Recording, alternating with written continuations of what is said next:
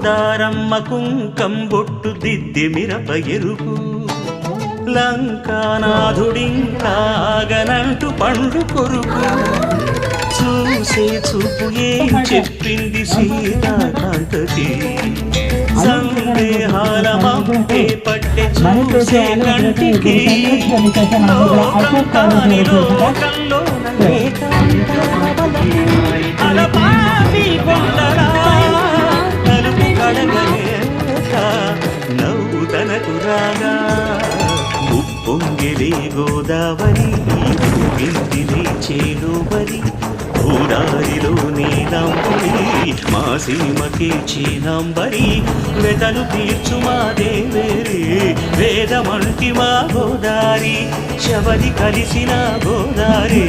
రామచరితకే Pudari